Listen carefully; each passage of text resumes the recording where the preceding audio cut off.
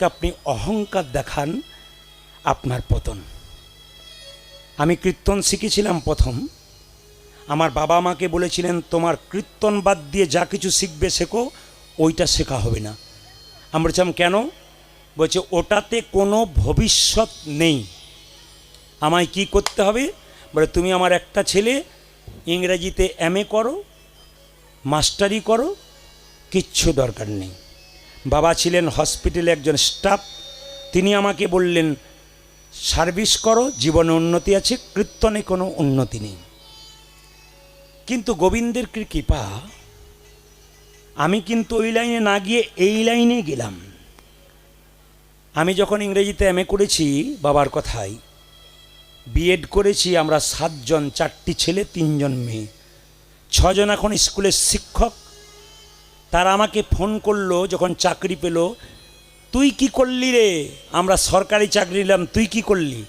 আমি তাদেরকে বললাম তোরা তো সরকারের চাকর হলি, আমি এমন একজনের চাকর হলাম যার জন্য এত এত সাধুগুরু বৈষ্ণবের চরণ ধুলি মাথায় পেলাম। এই দিকে তাকাবেন। আজকে আমি 365 দিনের মধ্যে আপনাদের আশীর্বাদে যদি বলি 365 দিনই করব, তো গোবিন্দের কি প্রায় 365 দিনই লাইন দিয়েছে মানুষ, 1.5 দিন 1.5 দিন 1.5 দিন, কিন্তু চেপে চেপে দিতে হয়। তা 320 দিন আমাদের বাইরে থাকতে হয়। এসব গোবিন্দের কৃপা। এখন আমার বন্ধুরা বলে জীবনে একবার মালা পড়েছি, আর তুই কতবার মালা পড়ছিস? আমাদের আর মালা পড়া হলো না। বললাম পরের জন্মে আর একবার পড়বি। বলছে মালার যে কি জ্বালা। বললাম ওই মালাতে জ্বালা আছে, এই মালাতে জ্বালা নাই। কিছু মনে করবেন না, অপরাধ নেবেন না। এই দিয়ে তাকাবেন, আমি কীর্তন করতে যাই বলে অনেকে আমাকে বলে, মানে কম বয়সের ছেলেরা, দাদা বলে কি আপনার কাছে মাদুলি টাদুলি মিলবে? বললাম কেন? আমার বিয়ে হওয়ার পর আমার স্ত্রী আমার দিকে খুব একটা নজর দেয় না, খালি কীর্তন শুনতে যাক, যেখানে বাজারে যাক, খালি আমরা। তোমার বিয়েতে ক্যামেরা ছিল? ক্যামেরা না না, আমার এই ক্যামেরাগুলোর নাই। কোন এরা তো করেছে, আমার কীর্তনে ক্যামেরা করছে, বিভিন্ন অনুষ্ঠানে করে, কিন্তু বিয়েতে যে ক্যামেরা ছিল, মজার ছলে বললাম বিয়েতে ক্যামেরা ছিল। বলছে হ্যাঁ ক্যামেরা ছিল। আচ্ছা মায়েরা কিছু মনে করবেন না, বিয়েতে যখন আপনাদের সব বিয়ে হয়েছে যাদের, তারা দেখবেন যখন মালাটা দেন তখন দেখবেন মালাও বেরোয় না। আচ্ছা বেশ বেশ, ওই যে মালাটা যখন দেন, মানে মেয়েটি যখন, স্ত্রী যখন স্বামীকে মালাটা দিচ্ছে, তখন বলুন তো কত লাজুক লাজুক চোখে, কী সুন্দর প্রেম নয়নে তাকান তাকান, কী সুন্দর প্রেম নয়নে মালাটা দেয়, খুব সুন্দর। তখন কিন্তু স্বামীর সঙ্গে একটা প্রেমের দৃষ্টি, শুভ দৃষ্টি হয়। যখনই মেয়েটি স্বামীকে মালা পরাতে যায়, তখন পাশ থেকে ক্যামেরাম্যান বলে এই দিকে তাকাও, এই দিকে, এই দিকে। বলুন তো কার দিকে শুভ দৃষ্টিটা হয়ে গেল? আর তাকাই। কটা বাজে? 11:30। কোথায় 12:30? আমি কিন্তু ওনাদেরকে বলেছিলাম 9টা থেকে 12টা, কিন্তু আপনারা যেভাবে এঁটে সেটে বসছেন, মানে সিদ্ধান্ত নিয়েছেন উঠবো না। আমি বংশীধর বাবুকে আর তার জামাই পার্থবাবুকে বলবো আমাকে পারে পারে কোথাও রাস্তা করে দিন, আমি পালিয়ে যাই। এ শুধু আপনাদের এই ছোটো আসরে নয়, বড় বড় আসরগুলো তো তাই। বলে এবার শেষ করি, বলে না মাথা খারাপ নাকি, এখন চলতে থাকুক। তাহলে প্রতিদিন যদি এরকম চলে না। আচ্ছা আপনারা যখন বসে আছেন তখন আমি সিদ্ধান্ত নিয়েই নিলাম আজকে 3টে পর্যন্ত কীর্তন করব। রাজি আছেন? আরে এত আনন্দ করার দরকার নাই। 3টে মানে ভোর 3টে বলি নাই, 3 ঘন্টার কথা বলিস। ঘড়ির দিকে তাকান, ও কখন পেরিয়ে চলে গেছে। কিন্তু কি করবেন, আপনারা বসে আছেন, উঠাতে তো পারি না। সবাই তাকাবেন মায়েরা। আর একটা কথা বলে যে আপনাদেরকে, বিয়ের সময়, আচ্ছা বাবা মায়েরা কিছু মনে করবেন না, ছেলেদের সামনে ছেলেদের সামনে টিভিতে এমন কিছু সিনেমা দেখবেন না যা ছেলে আপনার কোলে বসে দেখে। একটু প্রমাণ দেখে নিন সবাই। ছেলেগুলো কত কম্পিউটার। বাচ্চা তুই, বাবা তুই তুই তুই এই বাবা তুই, এই কয়েকজন, 1 2 3 4 5 6 7, 7টাকে বললাম, ওগুলো বাদ দিলাম, তোদেরকেও বললাম। বাচ্চাগুলো, মায়েরা কেউ বলবেন না। বাচ্চারা বলতো যখন বিয়ে করতে যাই, মানে ছেলে বিয়ে করতে গেল, মেয়েকে পিঁড়িতে চাপাই, আপনার সবাই জানেন, ওরা বলবে, তখন মেয়েটার চোখে কী দেওয়া হয়? জোরে বল। দেখেছেন কেমন পার্টি বসে আছে? দেখেছেন কেমন পার্টি বসে আছে? এ শুধু ছোট আসরে নয়, হাজার হাজার 10,000 লোক সেখানে বসে আছে। বাচ্চাগুলো মুখ পেতে থাকে। কেন বলুন তো? এই জিজ্ঞেস করলেই বলবো, মানে মাগুলো বলতে পারেন, এর আগে বলে দেয়। এদের এমন কামড় দেখে বলছে পান পাতা। হ্যাঁ আচ্ছা মায়েরা, পান পাতা ঢাকাতে হয় কেন বলুন তো? পান হচ্ছে যোগ মায়া, মানে মেয়েটি পানটা সরিয়ে স্বামীর মুখ দেখবে আর মায়ার যোগ হবে, আমি তোমার তুমি আমার। বংশীধর বাবুর মতো একটা বাড়িতে গান করছে, উনি বলছেন বাবা তুমি যে বললে যে পান সরালে মায়া হয়, আমার 3টে ছেলে 3টে বউ মায়ায় নাই খালি ঝগড়া করছে। বলছে এমন কী করে, কেন ঝগড়া করবে না, পান ঢাকা দেবার আগে কতবার রাস্তাতে দেখা হয়ে যাচ্ছে না, কি বলছেন? ওই জন্য মায়া আর থাকছে না। সবাই লক্ষ্য করুন যে যেখানে আছেন, আমি যে জায়গায় ছিলাম, অহংকার যদি কারো হয় পতন তার হয়। মুকুন্দ সরকার অহংকার হয়ে গেল, আমি সবচাইতে বড় চিকিৎসক, একবারও ভাবলো না মহাপ্রভুর কৃপাতে হলাম। স্ত্রীর ভগবান বলল দাঁড়াও তোমাকে দেখাচ্ছি মজা, তোমার স্ত্রীর শরীরে রোগ দেবো। স্ত্রীকে গিয়ে বললো কই গো ঘরণী, আমি নবাবের বাড়ি থেকে ফিরে এলাম। স্ত্রী বলে উঠলো স্বামী এ কি আমার হলো গো, স্বামী এ কি আমার হলো গো।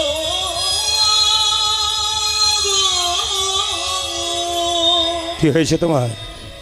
আমার সর্বাঙ্গ যেন জ্বলে যায়, সর্বাঙ্গ যেন জ্বলে যায়। এ কি আমার হলো গো, হলো হলো গো। তখনও অহংকার যায় নাই। দেখি তোমার কি হয়েছে, আমি সারা বাংলা চিকিৎসক, তোমার রোগ ভালো করতে পারবো না মানে? ভগবান বলছে কর একবার, খুব তো অহংকার হয়েছে, দেখ কর, দেখি তোমার জিভ দেখি, দেখি তোমার চোখ দেখি, দেখি তোমার হাত দেখি, দেখি তোমার পা দেখি। একই আমি সারা বাংলা চিকিৎসা করলাম, আমার স্ত্রী রোগ ধরতে পারছি না কেন? রাত্রিবেলায় মহাপ্রভু মন্দিরে বলল প্রভু তুমি বলে দাও, বলে দাও, বলে দাও প্রভু, আমি সারা বাংলার চিকিৎসা করছি, আমার স্ত্রীর রোগ ধরতে পারলাম না কেন? মহাপ্রভু আকাশবাণী করে বললেন মুকুন্দ আমি যা ভেবেছিলাম তাই হয়েছে। সারা বাংলার চিকিৎসা করতে করতেই তোমার ভেতরে একটা অহংকার হয়ে গেছে। মুকুন্দ সরকার মহাপ্রভুর চরণে কেঁদে কেঁদে বলল প্রভু আমি ক্ষুদ্র জীব, কখন আমার অহংকার হয় আমি জানি না, সত্যি যদি অহংকার হয়েছে আমার পতন ঘটাও। মহাপ্রভু কিন্তু সন্ন্যাসের আগে পান খেত, সন্ন্যাসের পরে পান খায় না। মহাপ্রভুর চিবানো পান মুকুন্দকে দিল, তোমার স্ত্রীকে দিয়ে দাও, একটা নতুন লক্ষণ প্রকাশ পাবে, তোমার স্ত্রীর রোগ তো ভালো হবে, তোমার স্ত্রীর গর্ভে একটা সন্তান আসবে, সেই সন্তানের নাম হবে ভক্ত রঘুনন্দন, যে 5 বছর বয়সে গোপীনাথকে নাড়ু খাওয়াবে, যার কথা শুনবার জন্য এতক্ষণ ধরে আপনারা বসেছিলেন। যেই না খাইয়ে দিল চিবানো পান, স্ত্রীর গর্ভে সন্তান এলো, আর সেই সন্তানটা পরিপূর্ণ হলো কোন দিন মা? 10 মাস 10 দিন পর। কি পুজোর দিনে বাচ্চা জন্ম হয়েছিল জোরে বলুন? সরস্বতী পুজোর দিন। বারটা কী ছিল জোরে বলুন? বৃহস্পতিবার। সেই দিন জন্ম নিচ্ছে কে? মুকুন্দ সরকারের ছেলে রঘুনন্দন। এবার আপনারা সঠিক কথা বলবেন, ছেলে হলে বেশি আনন্দ হয় না মেয়ে হলে বেশি আনন্দ হয়? কিন্তু ঘরে গিয়ে কি বলছেন? আজকালকার যুগে মেয়েই ভালো গো, কিন্তু ছেলেও দরকার, কিন্তু গোবিন্দ যদি না দেয়। আমার না হয় 2টি মেয়ে, ভাগ্যলক্ষ্মী শুভলক্ষ্মী। লোকে বলে আপনি বেঁচে গেলেন, বলে কেন? একবার দিয়ে দেবেন বাস। আর ছেলে যদি হয় আর তার পাশে যে ডানাটা গজায়, ওর আবার পাওয়ার দেখলে মাথা করে হায় হায়। না না, এখনকার মেয়েদের একটা স্বভাব আছে, কিছু মনে করবেন না, আপনাদের দিকে না আমাদের দিকে আছে, একটু মিলিয়ে দেখুন আপনাদের আছে নাকি। যেমন দেখবেন শ্বশুর বাড়ির যদি 4 জন লোক ফোন করেছে আজকে যাব, তখন তার স্বামীকে বলল শুনছো ঘাড়ে বোধহয় স্পন্ডলাইসিস হয়ে গেল, কোমরে খুব ব্যথা, আমি একবার শোই। কম্বল ঢাকা নিয়ে শুয়ে পড়ল। শ্বশুরবাড়ির লোক চা খেয়ে চলে গেল, কিন্তু বাবার বাড়ির ভাই যখন দরজায় ধাক্কা দিয়েছে, তখন স্বামী গিয়ে দেখলো বিছানায় কম্বল আছে, স্ত্রী নাই। কেন? ও ছুটে পালিয়ে গেছে একবারে বিড়ালের মতো দৌড়ে, কেন? দরজা খুলতে। গরম ভাত, 5 তরকারি গরম ভাত, ভাইয়ের মাথায় হাত দিয়ে বলছে খা খা, আর কিছু নিবি, খা খা। না না, এরকম যদি কেউ হন তাহলে ওকে নারী বলা হয় না, ওকে আনারি বলা হয়, এবার 100%। এরকম দ্বিধাবোধ কেউ করবেন না, তাকে নারী বলা হয় না, নারীর কোনো বৈশিষ্ট্য তার মধ্যে নেই। কেন? আপনার বিচার থাকবে সমান। কেন? শাস্ত্র বলে দিয়েছে, কি বলেছে তাকাবেন, শাস্ত্র বলে দিয়েছে, কি বলেছে মায়েরা? মেয়েরা সব পারে। রাজা দশরথের পিণ্ডদান কে করেছিল জোরে বলুন? কে করেছিল? তাহলে মেয়েরা পারে না? কেউ যদি বংশে না থাকে, স্বামী মারা গেলে স্ত্রী তার মুখাগ্নি পর্যন্ত করতে পারে, করতে পারে না? জোরে বলুন। তাহলে নারী কি না পারে? একটা ছেলে যদি একটা বংশের প্রদীপ হয়, একটি মেয়ে 2টো বংশের প্রদীপ। আমি আপনাদের সামনে বলবো, স্বামী স্ত্রীর সম্পর্ক ভালো রাখুন। কেন? স্বামী স্ত্রীর সম্পর্ক হাত আর চোখের মতো। কথাগুলো হীরার মতো, নিতে পারলে কাজে আছে। কি? হাত আর চোখের মতো। হাতে ব্যথা পাবে, চোখ কাঁদবে, চোখ দিয়ে গড়গড় করে জল পড়বে, হাত মুছিয়ে দেবে। তাকান, হাত আর চোখের মতো। হাত ব্যথা পাবে, চোখ কী করবে? কাঁদবে। আর আর চোখ কাঁদলে কী করবে? হাত মুছিয়ে দেবে। একে অপরের সম্পর্কটা গভীর। তোমারও যেমন, আমারও তেমন। প্রত্যেকটি দাদা ভাইকে বলে যাব, বাড়িতে মাকে যে আসনে বসাবেন, স্ত্রীকে সেই আসনে বসাবেন। দুজনকে আলাদা নয়, একজন বেশি একজন কম, 100% নয়। পণ্ডিতদের কথা। কেন? স্ত্রী একটা আসনে, মা একটা আসনে, দুজনকে সমান সম্মান। কেন? একজন রক্তের বান বন্যা বইয়ে দিয়ে 10 মাস 10 দিন দেখে পৃথিবীর আলো দেখালো, আর তোমার পাশে যে স্ত্রী এসছে, সে বাবা মা আত্মীয় স্বজনকে ত্যাগ করে তোমার পাশে এসে দাঁড়ালো, তারও একটা ত্যাগ আছে। দুজনকে সমান সম্মান দিন। একজনকে বেশি একজনকে কম করবেন না, দুটোই আপনার কাছে সমান। কথাগুলো যদি নিতে পারেন, ভেতরে ঢোকাতে পারেন, আপনার জীবন সুন্দর হবে না।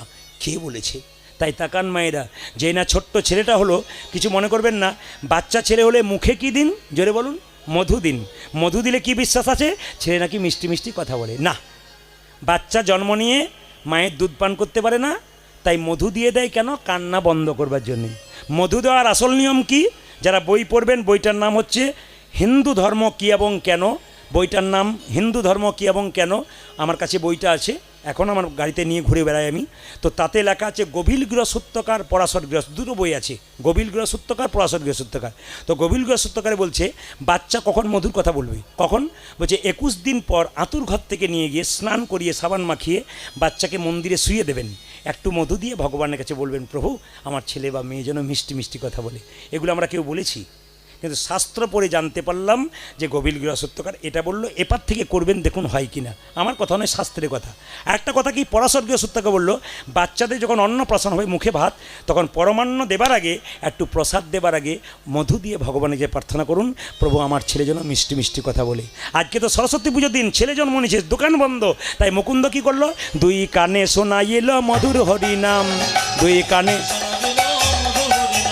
2 কানে শোনাইল মধুর হরিনাম, হরিনামে শোনালো, হরিনামে শোনালো, সংসারের কথা শোনার আগে হরিনামে শোনালো,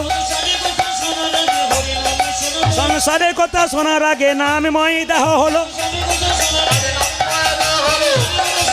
নামময় দেহ হলো।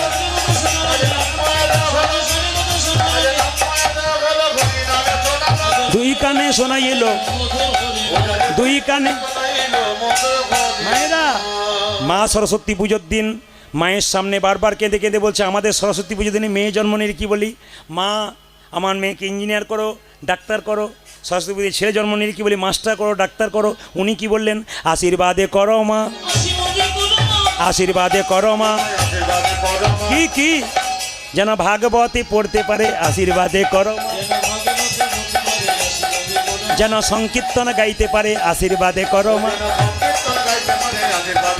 যেন ভাগবতে পড়তে পারে, আশীর্বাদে করো মা। যেন সংকীর্তন গাইতে পারে, হরি হরি হরি বলে, ওই যে হরি হরি হরি বলে, হরি হরি হরি বলে, হরি হরি হরি বলে। 2 কানে শোনাইল মধুর হরি নাম। তবে বাচ্চাকে স্বার্থপর শেখাবেন না। ঈশ্বরচন্দ্র বিদ্যাসাগরের মা ছিল খালের মা নয়, বিলের মা নয়, সাগরের মা। এখনকার মাগুলো বাচ্চাদের স্বার্থপরতা শেখায়, আপনাদের দিকে নয়। আমি সব আমাদের ঘাড়েই ফেলে দিলাম। তাকাবেন, আমাদের ওইদিকে দেখতে পেলাম একটা মেয়ে তার বাচ্চাকে বলছে, এই টিফিন বাক্সে খাবার দিলাম, সকাল থেকে খেটে আমি কর্ম করলাম, নিজে খাবি, কাউকে দিবি না। ছেলে বলছে, মা কথা দিলাম নিজে খাবো, কাউকে দেবো না। আমার সামনে কান ধরে বল, প্রত্যেকদিন খাবার নিয়ে যাস, লোকে ছেলেকে খাইয়ে দিস। আমি কি লোকের ছেলের জন্য করছি না, তোর জন্য করছি? হ্যাঁ মা, আমার জন্য করছো। ছেলে খুব দয়ালু, লোকের ছেলেকে খাইয়ে দেয়। বলছে, না মা কথা দিলাম নিজে খাবো, কাউকে দেবো না, নিজে খাবো, কাউকে দেবো না। ছেলে বড় হলো, চাকরি পেলো, বিয়ে করলো, নিজে খেলো, বাবা মাকেই দিল না। জেরে বলুন হ্যাঁ না না। আপনি তো তৈরি করে দিচ্ছেন নাকি? ঈশ্বরচন্দ্র বিদ্যাসাগরের মা সাগরের মা, খালের মা নয়, বিলের মা নয়। কেন সাগরের মা? ঈশ্বরচন্দ্র বিদ্যাসাগর তার মায়ের শরীর খারাপ শুনে দামোদর নদী পার হয়েছিল মা মা বলে। একটা শাল এনে দিয়েছিল মায়ের জন্য, মা তুমি শালটা গায়ে নাও, ঠান্ডায় থরথর করে কাঁপছো। মা শালটা গায়ে নাই বাক্সের ভেতরে ঢুকেছিল। জিজ্ঞেস করেছিল, মা তুমি শালটা গায়ে নিলে না কেন? বলে কেন নিলাম না জানিস? পাড়ার কত মা ঠান্ডায় থরথর করে কাঁপছে বাবা, যেদিন তুই তাদের জন্যে চাদর আনবি সেই দিন আমি গায়ে নেব। এরকম মা না হলে কি বিদ্যাসাগরের মা হয়? আমাদের পাড়ায় 2-4টা মা আছে, তার ছেলে যদি চাদর আনে তার আবার দুলিয়ে দুলিয়ে দেখার কি ভাব। না না, আপনাদের ওইদিকে আছে আর কি, আপনাদের সিগন্যাল দিয়ে দিলাম যে আছে আর কি, কোনো জায়গাতে বাদ নাই। তাহলে সেই ছেলে কখনো বিদ্যাসাগর হয়? হয় জোরে বলুন, হয় না। তাকাবেন মায়েরা, এই ছেলেটি যে নাম রাখলো রঘুনন্দন, এই রঘুনন্দনটিকে তত্ত্ব বলল কামদেব মদন। কামদেব মদনটিকে তাকান, ভগবান কৃষ্ণ কামদেব মদনকে 5টা বাণ দিয়েছিল। কামদেব বলল তোমার বাণ তোমাকেই মারবো। ভগবান বলল আমার বাণ তুই আমাকে মারলি, অভিশাপ দিলাম তোর মর্তকুলে জন্ম হোক।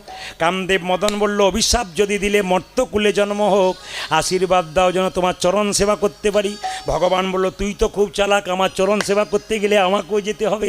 কথা দিলাম কামদেব, তুই যাবি শ্রীখণ্ডে গোপীনাথ রঘুনন্দন রূপে, আমি যাব গোপীনাথ রূপে। একদিন তোর হাতে আমি নাড়ু সেবা করাবো। পদকর্তা বলল দেখো দেখো, ভগ বজের অনঙ্গ ধরি অঙ্গ, বজের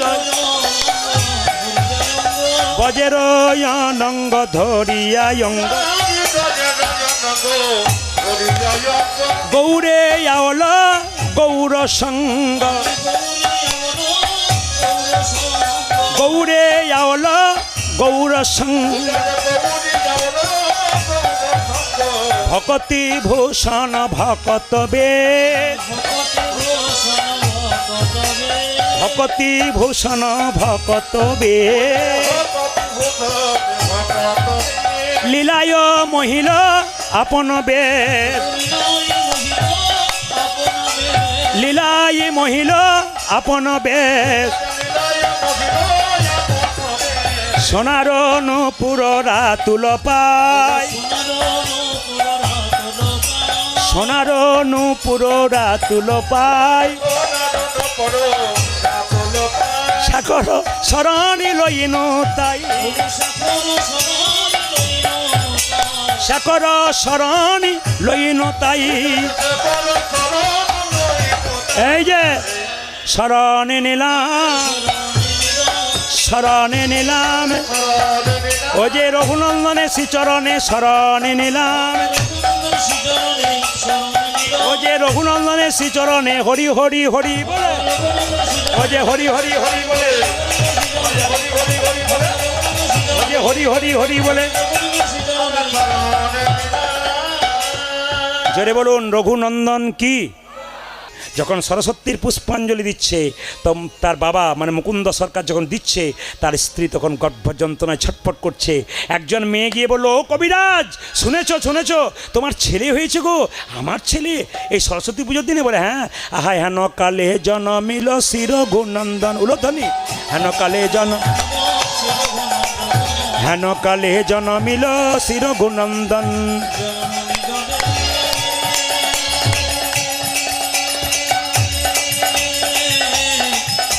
ধনী